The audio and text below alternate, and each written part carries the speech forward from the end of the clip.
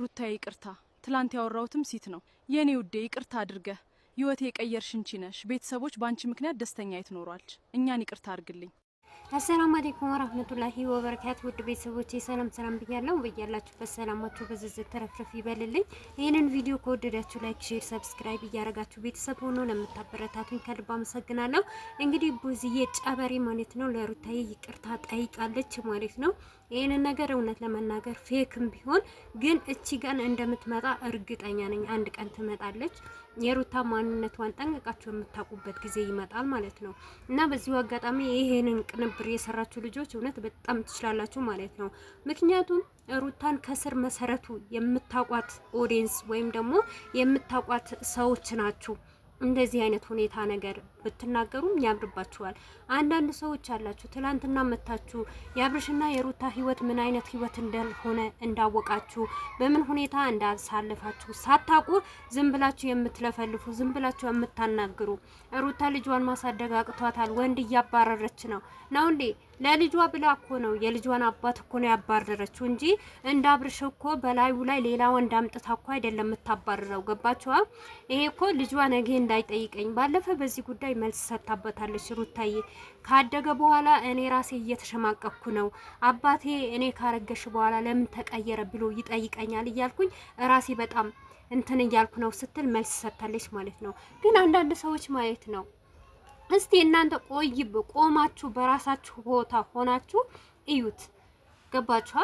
እናንተ በእርግዝናችሁ ጊዜ ትታችሁ የሄደ ወንድ ለዛውም ያን ሁሉ በድሏት ያን ሁሉ ስቃይዋን አሳይቷት ያንን ሁሉ እረስታ ያንን ሁሉ የተበደለችን ትታ ዛሬ ቤቴ ልጄን የልጄ አባትና ቤት ግባ ስላላችሁ እናንተ በዚህ ናክል የሚያንጨረጭራችሁ ማለት ነው። ቡዝዬስ ቢሆን ማለት ነው ቆይ እስቲ የሷ መልካምነት የሷ ጥሩነት የሷ እንዴት የት ነው? የራሴ ኑሮ ትናንትና እኮ ሩታዬ ኑሮሽን ኑሪ ስትላት ልኖር እናንተ ከለከላችሁኝ አለች። ምን አገባት? አትስራ ቪዲዮ። እዚህ ጋር እኮ ወዳ ፈቅዳ ለራሷ እየሸቀለች ነው እንጂ ውሸታም አረመኔ። እውነት እንደ ቡዜ ውሸታምና አረመኔ ሰው አለ እንዴ? እዚህ ጋር ድራማ እየሰራች በሩታ ስም እየነገዱ ሩታ እኮ መልካም ሆና እነሱ እንዲያልፍላቸው ጓደኞቹ እንዳይልፍላቸው ጸጥ ብላ ቪዲዮ ስትሰራ ማለት ነው። ግን ሩታ ሁሉም ነገር እንደምትበድል ይሄ ሁሉ ቅመም የምትቀመሙት እኮ ራሳችሁ ናችሁ። ሩታ እኮ ምን የምታቅ ነገር የለም። ሩታ ስሪ ስትላት ነው የምትሰራው፣ አርጊ ስትላት ነው የምታረገው እንጂ እና ይሄንን ይቅርታ መጠየቅ እውነቴ ነው የምላችሁ በቅርብ ቀን ቡዝዬ ማለት ነው በሩታ እግር ተንበርክከሽ ይቅርታ እንደምትጠይቂያት ደግሞ እርግጠኛ ነኝ ማለት ነው።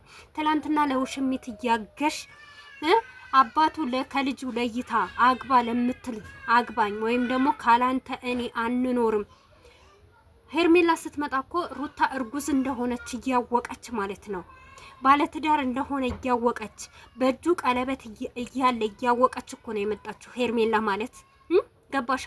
ዛሬ ማለት ነው ሩታ ሌላ ነገር ስትሰራ ሁላችሁም ተንጨረጨራችሁ። ልጇን ማሳደግ እስከ ዛሬ ማን ነው የሚያሳድግላት? ማን ነው የሚይዝላት? ቡዜ ናት ወይስ አብርሽ ነው? ቡዜም እኮ ልም ያለች ሌባና ልም ያለች እኮ ውሸታም ናት። ለምን ጨርሱ ንገሩኝ ትላላችሁ? እና እውነት ሩታ ባትኖር ማንሽም አትሰሪም። ሁሌ ነው አስረግጬ የምነግርሽ ማለት ነው። ስለዚህ ማለት ነው እውነት ጠዋትም ተናግሬያለሁ። አንድ ሰው ከሰለቸው ከደበረው ካስጠላው ሩታ እስከ መጨረሻ ካስጠለቻቸው ከደበረቻቸው ማለት ነው ለምንድን ነው ለብቻቸው ማይሰሩት? ለምንድን ነው ዩቲዩብ ማያቆሙት? ግዴታ በቃ የተፈጠረ ነገር ካሜራም ደቅኖ መምጣት አለ እንዴ? ሲታረቁሽ ብዙ ነገር ሲደረግ ሩታ እኮ ወልዳ የተለያየ ዩቲዩበሮች እሷን ሊጠይቁ ሲሄዱ ለምን ካሜራ አልተደቀነም? ምክንያቱም የነሱ ሚስጥር እንዳይወጣው ማለት ነው። እኛ እኮ ብዙ ነገር እናውቃለን። ሩታዬን መቼም አትሆኑም እመኑኝ።